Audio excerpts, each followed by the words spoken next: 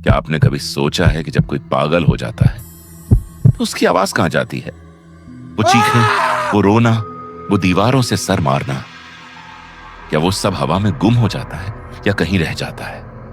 मैं आज आपको एक पुराने पागल खाने की कहानी सुनाने जा रहा हूं। एक ऐसी जगह जो बरसों से बंद थी, जहां कोई नहीं जाता था, और जहां मेरे दोस्त ने जो कैमरे पर कैद किया वो आज भी मेरे जहन से नहीं निकला। यह कहानी रांची के बाहर एक पहाड़ी पर बने एक पुराने जहनी इलाज घर की है, जिसका नाम था शिवकुंड दारुश्शफा। और जो हमने वहां देखा वो कैमरे ने भी देखा, लेकिन वो आज भी समझ नहीं आया।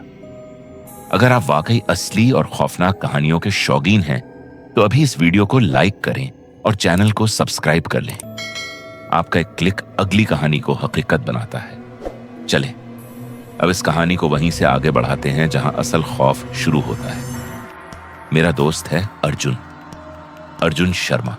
वो रांची में एक अखबार में काम करता था और साथ में अपने जरिया इशात के लिए पुरानी छोड़ी हुई जगहों की वीडियोस बनाता था। अर्जुन को वीरान और बंद पड़ी जगहों का जुनून था। पुरानी फैक्ट्रियां, बंद मंदिर, टूटे हुए बंगले, वो सब जगह गया था। लेकिन जब किसी ने उसे शिवकुंड के बारे में बताया तो वो पहली बार थोड़ा रुका। उसने मुझे फोन किया और बोला, अर्जुन ने संजीदा आवाज में कहा, यार ये जगह बाकी जगहों से मुख्तलिफ है, लोग इसका नाम लेने से डरते हैं रांची में। मैंने कहा, शायद इसलिए क्योंकि वहां जहनी मरीज रहते थे, लोग ऐसी जगहों से हमेशा डरते हैं। लेकिन अर्जुन ने कहा, नहीं यार, वो बात नहीं है। यहां के लोग कहते हैं कि वो पागल खाना 88 साला 1987 में अचानक बंद हुआ था, और जब बंद हुआ तो अंदर के सारे कागजात भी गायब हो गए थे। कोई नहीं जानता कि वहां कितने मरीज थे, कोई नहीं जानता वो सब कहां गए। यह सुनकर मैं भी खामोश हो गया।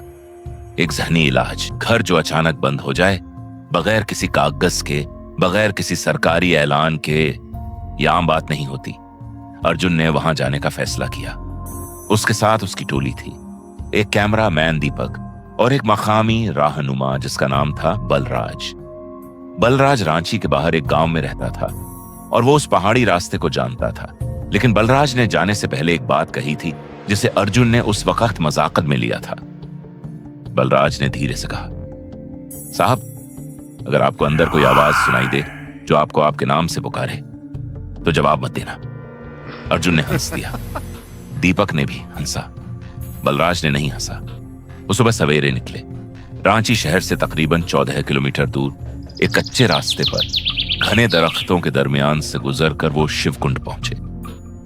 अर्जुन ने बताया कि जैसे जैसे वो करीब होते गए, बलराज खामोश होता चला गया। पहले वो रास्ते के बारे में बात कर रहा था, फिर उसने बातें कम कर दी, फिर बिल्कुल बंद कर दी। और जब उन्होंने वो इमारत देखी तो सबसे पहले जो चीज अर्जुन को महसूस हुई वो आवाज नहीं थी, वो खामोशी थी। एक ऐसी खामोशी जो अजीब थी।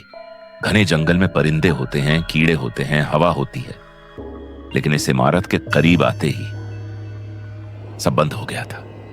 शिवकुंड दारुश्शफा एक 3 मंजिला पुरानी इमारत थी, सुर्ख ईंटों की, जिन पर अब काई जम चुकी थी। खिड़कियों के शीशे टूटे हुए थे।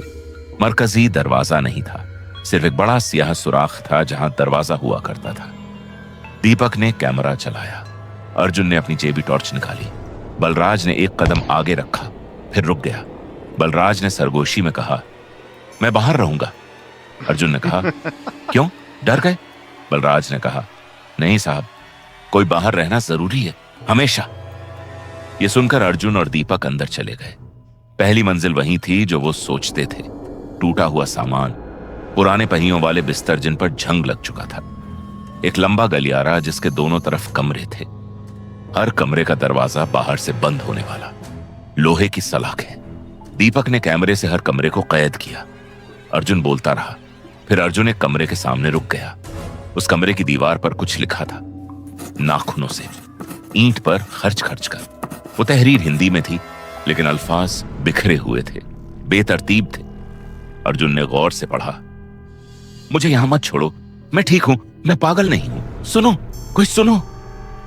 वही जुमला बार बार पूरी दीवार पर, मुख्तलिफ साइज में, कुछ छोटे कुछ बड़े, कुछ इतने गहरे कि ईंट में गड्ढा बन गया था। अर्जुन ने बताया कि वो पहली बार वहां थोड़ा बेचैन हुआ, लेकिन वो आगे बढ़ता रहा। दूसरी मंजिल पर सीढ़ियां चढ़ते हुए दीपक के कैमरे की बैटरी पहली बार कांपी। अर्जुन ने देखा लेकिन नजरअंदाज किया।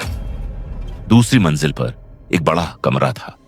शायद यहां मरीज इकट्ठे बैठते होंगे, खाना खाते होंगे, या शायद यहां वो निशस्तें होती होंगी जिन्हें वो लोग इलाज कहते थे और जो शायद इलाज नहीं था। उस बड़े कमरे के बीच में एक कुर्सी थी, सिर्फ एक। बाकी सब सामान टूटा हुआ, बिखरा हुआ, लेकिन ये कुर्सी सीधी खड़ी थी, साफ सुथरी, जैसे कोई अभी अभी उठकर गया हो। अर्जुन ने दीपक को कहा कि इस कुर्सी को करीब से कैद करे। दीपक ने कैमरा उठाया और तब दीपक ने कहा, ठहरो यार। अर्जुन ने पूछा, क्या हुआ?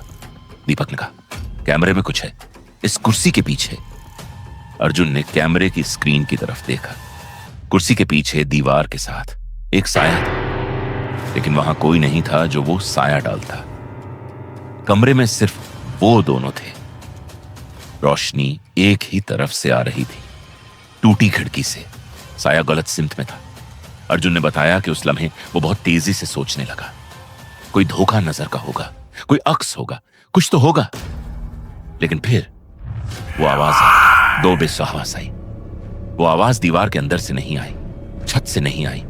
वो आवाज उसी बड़े कमरे में थी, एक बहुत धीमी, बहुत सुस्त आवाज, जैसे कोई गुनगुना रहा हो, कोई पुरानी लोरी, बेसुरी, बेताल, लेकिन मुसलसल। अर्जुन ने दीपक को इशारा किया, खामोश रहो, कैद करते रहो। वो आवाज रुकी नहीं। फिर उस गुनगुनाहट में एक लफ्ज आया,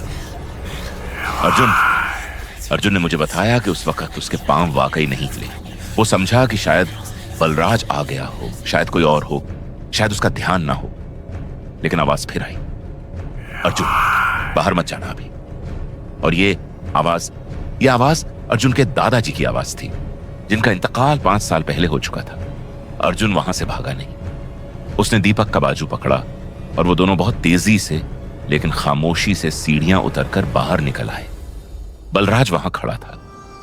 उसने उनके चेहरे देखे और कुछ नहीं पूछा, सिर्फ इतना कहा, हो गया।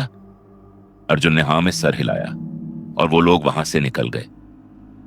रांची वापस आकर दीपक ने कैद किया हुआ मवाद देखा। सब कुछ आम था, दीवारें, कमरे, पहियों वाले बिस्तर, तहरीर। लेकिन जब वो उस बड़े कमरे की रिकॉर्डिंग पर आए जहां वो कुर्सी थी, तो कैमरे की आवाज में वो गुनगुनाहट साफ सुनाई दे रही थी। और कुर्सी के पास हर तस्वीर में वो साया मौजूद था। लेकिन एक चीज और थी जो उन्होंने पहली बार गौर से देखी। उस बड़े कमरे में फर्श पर धूल में कदमों के निशान थे। अर्जुन और दीपक के निशान वहां थे, लेकिन उनके अलावा कदमों का एक और सिलसिला था, छोटे छोटे नंगे पांव के। और वो निशान कुर्सी के गिर्द चक्कर लगा रहे थे, बार बार, बार बार, बार बार। अर्जुन ने वो रिकॉर्डिंग आज तक किसी को नहीं दिखाई। मैंने उससे पूछा कि क्यों। उसने कहा, अर्जुन ने ठहर कर कहा, यार जब मैंने वो कदमों के निशान देखे तो मैंने गौर किया, वो निशान कुर्सी के गिर्द चक्कर लगाते लगाते हमारी तरफ आते हैं और जहां हम खड़े थे वहां आकर रुक जाते हैं। मैंने कहा, तो? उसने कहा, तो मतलब जो भी वहां था वो हमारे साथ खड़ा था, हमारे बिल्कुल साथ, और हमें पता नहीं चला। बाद में अर्जुन ने थोड़ी तहकीक कल की। उसे एक पुराने अखबार का टुकड़ा मिला, 1987 का। चंद लाइनें थीं कि शिवकुंड दारुशफा को इंतजामी मसाइल की वजह से बंद किया जा रहा है, मरीजों को दूसरी जगहों पर मुंतकिल किया जाएगा। लेकिन किसी ने यह नहीं लिखा कि उन्हें कहां मुंतकिल किया गया। कोई जगह का नाम नहीं था, कोई तादाद नहीं थी, कितने मरीज थे, बस एक लाइन और खामोशी। और वो इमारत, वो कमरे, वो दीवारें जिन पर नाखूनों से लिखा था, मैं पागल नहीं हूं, सुनो, कोई सुनो। वो सब आज भी वही है, जंगल में, पहाड़ी पर, रांची से 14 किलोमीटर दूर। और अर्जुन कहता है कि वो आवाज, वो उसके दादाजी की आवाज, वो उसे आज भी कभी कभी सुनाई देती है, नींद में नहीं, जागते हुए। अगर ये कहानी आपको आखिर तक बांधे रख सकी है तो अभी सब्सक्राइब करें, क्योंकि अगली वीडियो पहले से ज्यादा खौफनाक है। बेल आइकन दबाना मत भूलें।